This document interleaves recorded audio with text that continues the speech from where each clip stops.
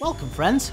As a preface to our inaugural visit to the Pixel Asylum's crap home for great games, I would like to give the gleeful assurance that the wholly unsuitable digital abodes on offer will be restricted to mainstream consoles and handheld systems. Did you hear that, Mortal Kombat, on the Tiger Electronics plastic rectangle of rancorous hate? You've escaped my wrath for today, but your day of reckoning is fast approaching. Today's game explores the highs and crashing lows of Midway's 1997 arcade release of Mortal Kombat 4. This iteration of Mortal Kombat was famous for being the evolution of the series into the world of almost 3D fighting games. While the game certainly had its rough edges and quirky moments, the gameplay, graphics, and healthy character roster made this a worthy sequel to 1995's Mortal Kombat 3.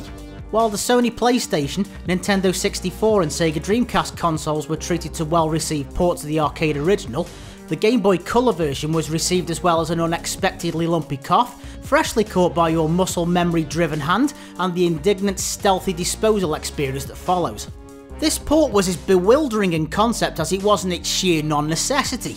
Besides the madness of fitting an arcade game onto a system with a square root of bits compared to the likes of the Nintendo 64, the real pertinent question sits somewhere between what madman conceived this mess and surely this is a bootleg, right? I belligerently ask these questions because having played through this messianically awful pixelated monstrosity, I cannot think of a single justification for this port's existence. To satisfy my cynical, incredulous nature, my first port of call is always to look at the Rorschach-inspired splattering of random ink stains on the back of the box that reliably deviate from the reality of the fetid content within. It seems that the writers were forced at gunpoint to produce something positive for this complete fantasy document, and were faced with trying to dig their way out of a situation more sizable than a Grand Canyon-shaped chasm with nothing more than a bent tea strainer. They managed to laboriously carve their way through a third of this ungodly task before flipping over their desks and proclaiming, screw it, we'll just talk absolute bollocks in 3 languages instead. The next moment that caused my eyebrow to spontaneously combust followed the sight of the world's most deadpan delivery of screenshots ever committed to ink. The emotion-bereft androids with burnt-out human empathy chips at Digital Eclipse blurted out the scintillating phrase, "Gameplay on the Game Boy Color video game system," on all 3 pictures. In 3 languages! Well, if that doesn't get the blood pumping with sheer exhilaration, I don't know what will. The developers knew they were trying to flog a recently cremated horse with this feculent hodgepodge of badly organised ones and zeros, seeing as they shunted out wherever screenshots they happened to find the company's asset collection dustbin, as they refer to Kai and Sonya, i.e. the Sir not appearing in this film characters for this game. Onto the graphics, and we can see that having an eighth of the bits compared to the Nintendo 64 version of the game doesn't mean receiving an eighth of the visual experience. Not even close. These graphics are an ever-diminishing infinitesimal speck of consciousness compared to the original arcade game, and are cataclysmically horrendous in their own special way. Before we press a single button, the game's overwhelming lack of effort remorselessly mugs your eyes with some of the worst character models ever produced. Besides the hideous blurry visages of the series' staples, Digital Eclipse also implemented the ridiculous use of 7 characters for a combatant's name. Consequently, let's give an exuberant and utterly undeserved welcome to Scorpio, Quan Chi and Liu Kang as they lurch onto the battlefield. Using an Etch-a-Sketch as a graphics tablet would have produced a far more fluid animation experience compared to the anarchic muddled mess on display when you command your blurry idiot to do anything vaguely resembling movement. Some may call this next observation a nitpick, but the day I accept a purple flipper-handed Power Ranger version of Reptile is the day I willingly prize venomous spiders into the space underneath my fingernails. However, witnessing the fatalities on offer made my last brain cell atrophy in a state of burning bloody torpor. Let's watch as brand new and classic fatalities take on a completely different meaning in full motion video on your Game Boy, shall we?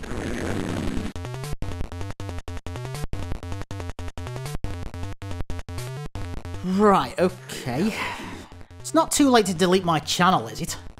If the completely new meaning these crazed maniacs intended was for each character to have a single 3-second film comprising of blurry, monochrome and completely indistinguishable video that would have been too degraded and badly edited to have featured on a 1920 cine film reel, then congratulations Digital Eclipse, your deformed magnum opus has now become a reality.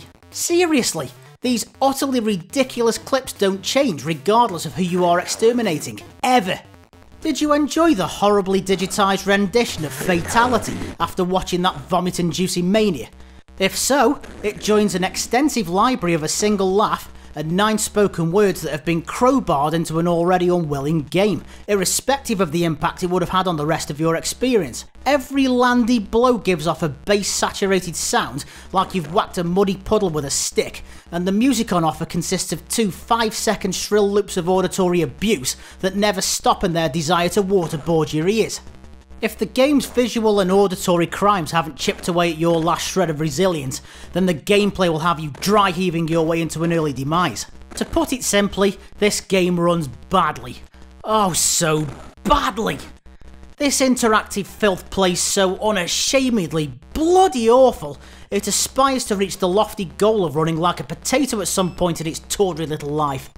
All your characters are limited to the usual crippled selection of kicks and punches, freshly sacrificed to the 2-button gods, with the mostly ineffectual block button being relegated to the select key for maximum inconvenience and lack of utility.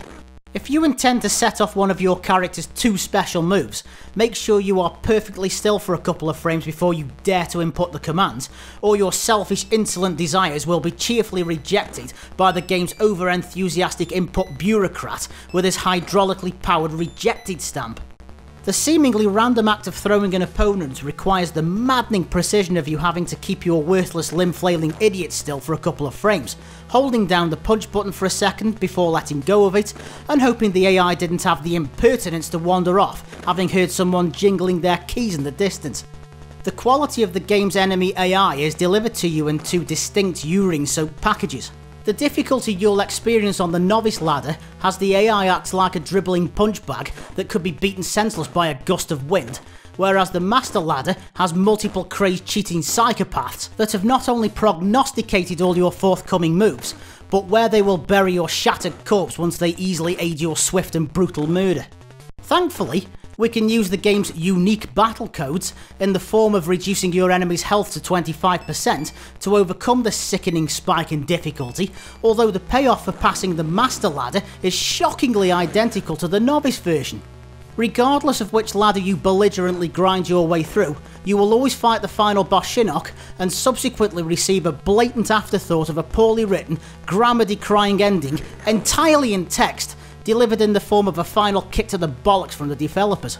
Following my incandescent rage at such an offering, I was thrilled to have used another unique combat code to unlock Reptile, as his ending exemplifies the futility, frustration and absolute misery I felt throughout my playthrough.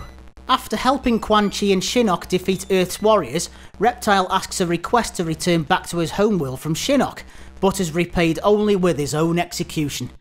Amen, Reptile. Amen.